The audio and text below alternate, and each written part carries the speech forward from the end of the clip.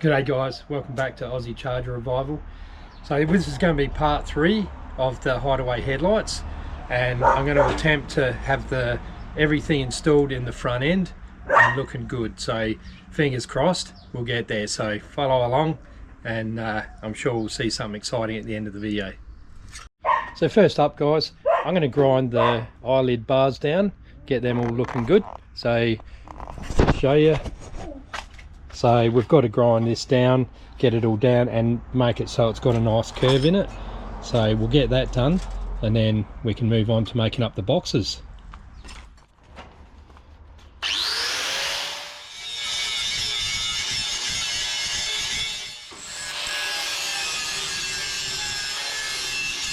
Well, that's one down, sanded that up. I need to put a little bit of bog. When I paint it up finally, I'll put a little bit of bog and sand all these corners up. But I've got that shaped to the way I want it. It's got a nice curve. All the bars are splayed down like that. So I'm going to paint this with some etch primer now, so that we don't get any rust on it, and then I'll get that one sanded. Then we can start on the boxes at last. Looks quite nice all with the etch primer on it. I'll show you.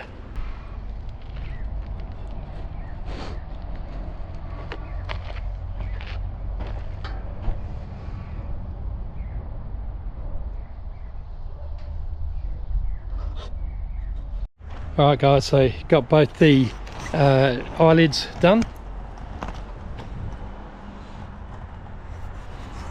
So they've come up pretty good. So now to start on the boxes. So I'll measure up what I need, cut my bits of metal out, bend them up, should have it done in no time. Sounds easy, but we'll see.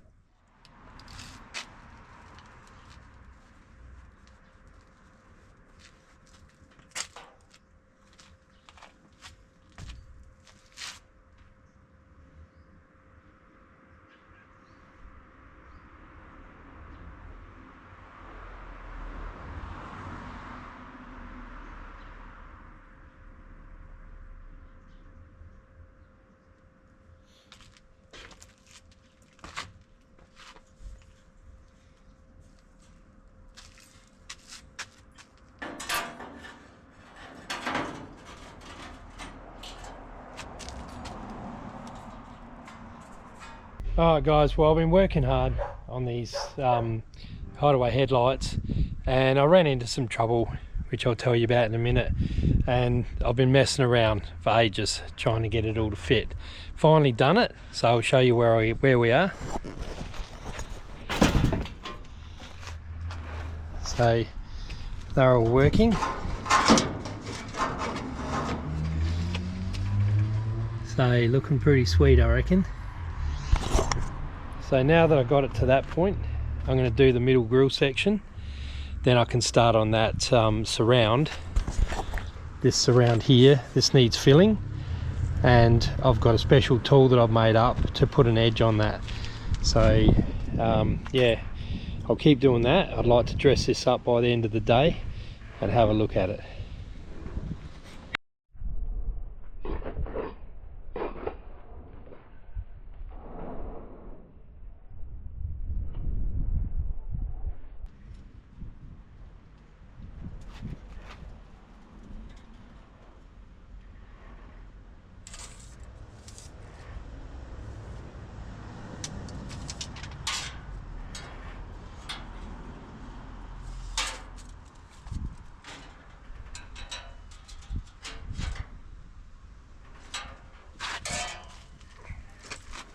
So for the middle grille section, I need 9 bars at 680 long.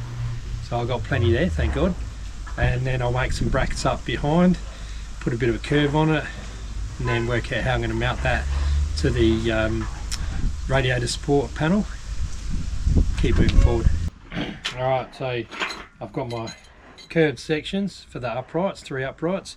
I'm going to make the grille bigger in the middle so it tapers all the way to the end. And got my bars down there so I can start welding these up. Now I'll just tell you quickly, the problems I had were the headlights were too low. By the time I made the boxes that they slide into the size that it needed to be for the headlights, the eyelids to go up, it was too low. So I've spent pretty much a whole day trying to work out a new pivot point, move the eyelid up, and I needed a pivot point that would make it turn in sharply. So yeah, I just fiddled around and I trimmed the top bar so it would like taper off a bit so that you could get that curve, and that was the final straw that sort of managed to get it all fixed. So I'm happy that I sorted that out. So now I can continue on with this grille and put all the front together so we can have a look at it. So I'll get this welded up, then I'll work out how I'm going to weld it into the actual radiator support, and I'll get some paint on it. We'll have a look at it.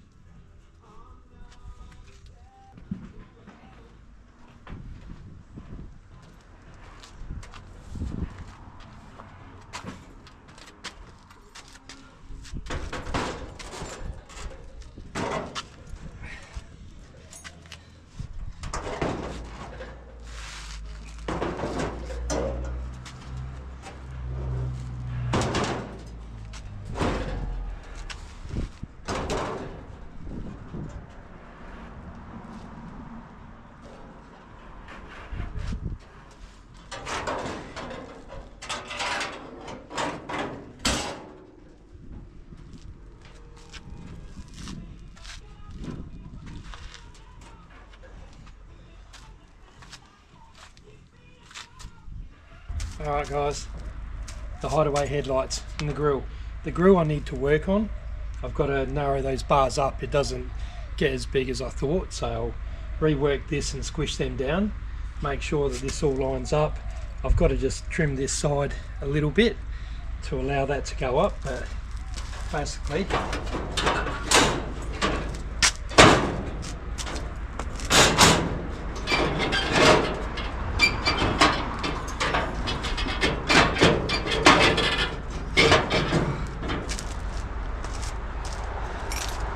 no headlights in there yet, but there will be.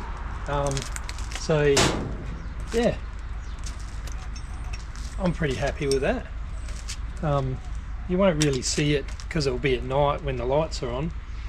I love the beaver panel, someone said it's called, or the front valance. I love it with the spotlights in there.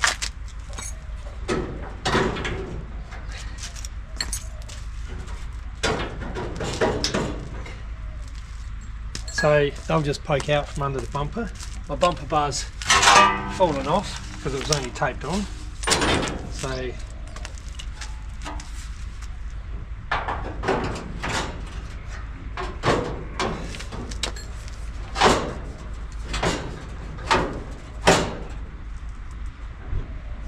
that just needs a bit of bending, get that right. But yeah, that'll look cool with the spotlights there. So pretty happy. And there's my bonnet. A lot of you guys probably wouldn't have seen the bonnet. It's a bit of a patchwork quilt, still needs a bit of work and needs to be finished welded, and yeah, when it is all filled and everything, it should look good. So we'll just put these back down.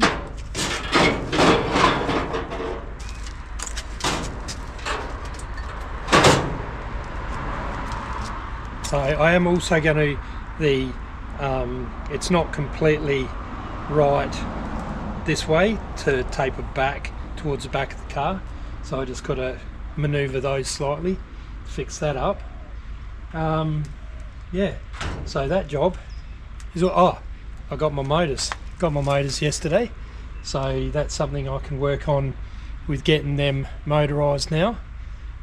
So that'll be go to a job in the background a little bit, because I've got a job planned for this weekend. I'll show you what it is. So a few people have been commenting about the structural integrity of the car. Fair call. As it stands at the moment, it's probably is weaker than it should be, but I've got a plan to fix these A-pillars up. Now I'll be back in a second. Alright guys, so I'll turn the camera around, and don't get too shocked when you see the join, because it's not a very good one, but we'll turn it around. Alright, so that's the shit we're dealing with at the moment. So my idea is in here, so I'm going to cut this away, and I'm going to cut this away all the way down there and down into that part down there, and this RHS I'm going to bend, and it's going to sit in there behind that bit of metal on that line there. So I've got to get the curve right, and I'm going to come down and I'm going to curve it and go down into here. So that, I believe, putting this in there, you can see it's going to be pretty much the right size to go in there. Just needs to be curved, and it'll sit up in there, and then I'll need to put another bit of sheet metal over. I might cut, I'll think about it a bit more, obviously, but that's what I'm going to do. So yeah, I'm going to strengthen it up with that, and then of course I'm going to make this good, because that obviously needs to be good. That weld there is fine, that's original. So yeah, I think that will take care of the situation quite nicely. So let us know, you guys that have commented and said about the structural integrity of the car. Let me know if you think this is a good idea. I'm playing it by ear. So you might go, no, that's not going to do it. Why don't you try doing this? Because you know, you guys that are panel beaters or whatever got more experience than me. So yeah, let me know if you think this is going to solve the problem or not. What I'll do is hang on, we'll turn this around again. What I'll do is, so it's going to be sitting inside this bit here. I'll drill a heap of holes down here and I'll plug weld all that to the RHS that's going to go in there. So yeah, that should be strong. And another thing people have said that I just want to address is the lines on the car. Yes, it's going to be skimmed in bog, the whole car, that goes without saying, but it's not too far off, and where it is low, I've got a dent puller gun that welds the pins on, and I can pull out the dents, so that will take care of any little dents that I can pull out. And the rest of the car's pretty straight. The front guards look good, so these guards are nice and straight until you get up to here where I've welded that on. But I can actually get behind and I can beat this out to be within a few mil of where it should be. So yeah, the bonnet, the original bonnet was nice and straight. So as far as the bonnet goes, the bonnet was nice and straight before I did anything to it, and then I've welded the roof of the old ute on here, and then I've cut bits out and I've added in those bits which are nice and straight. So there's not going to be a ton of bog. I don't believe there'll be a ton of bog in this car. I mean, we'll go around, we'll have a look at the other rear quarter. The boot's nice and flat. This rear ducktail, you can now see it a little bit better.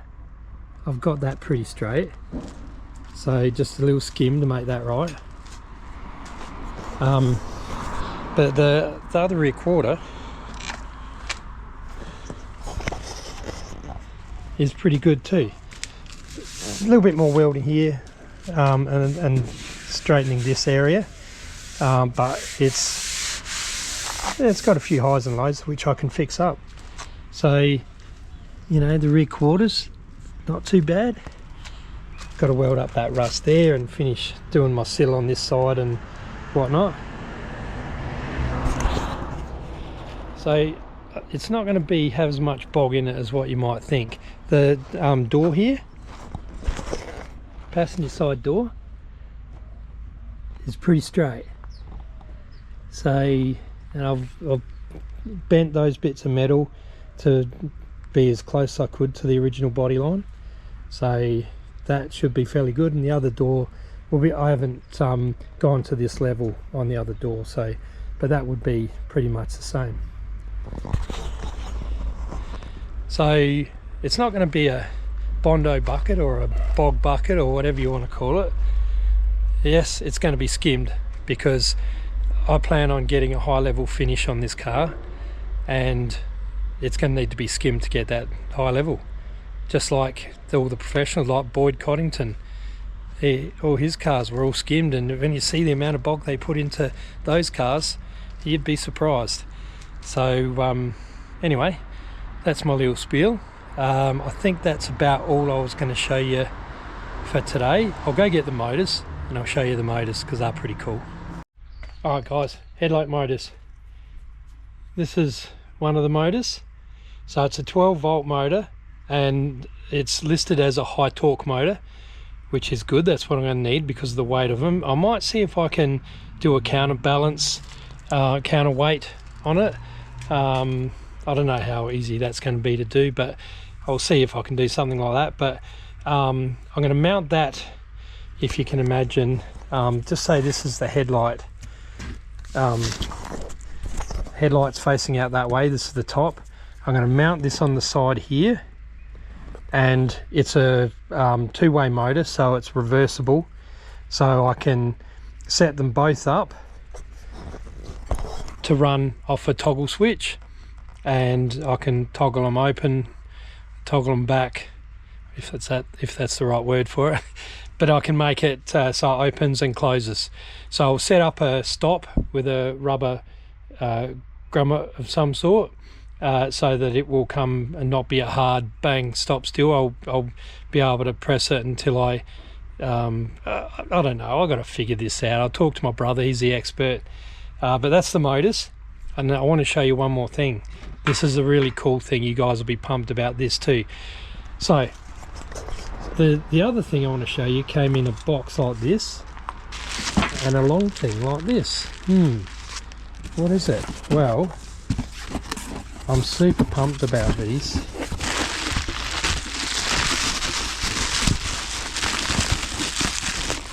Look at this. Ducktail chrome mouldings. Look at the finish on that. So the other two sides, I'll stick it on the car and show you.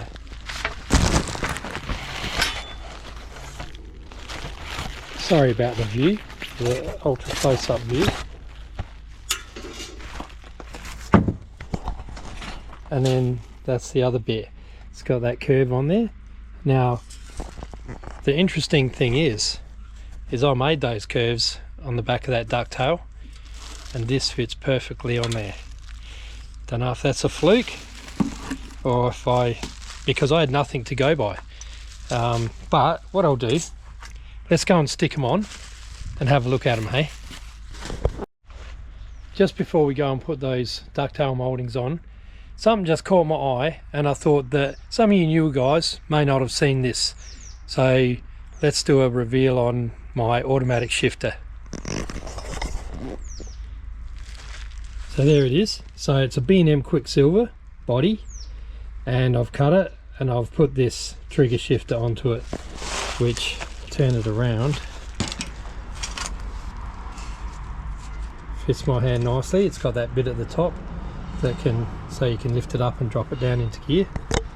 So that'll be cool. Well, this is going to be covered in leather, and I'm going to have a rubber leather boot. So just have a little chrome, this is all going to get chromed, a little chrome ring there, and then the boot will start. So that's what I'll be using if I go automatic. If I go manual, I don't know, maybe I should think about using this. Nah, won't work. I'll just have a normal shifter. But yeah, this is pretty cool. I've had this for years. I made it for my old car that got scrapped by my old boss, and I've kept it, and I'm pumped about using it. So the debate is still on. Actually, guys, let me know in the comments, auto or manual, because I'm sitting on the fence. Every day I go one way and then I go back. I'd love a manual V8, but the auto is just cruisy to drive, and with the Quicksilver shifter I can drive it manually anyway pretty much. So let me know in the comments what your vote is.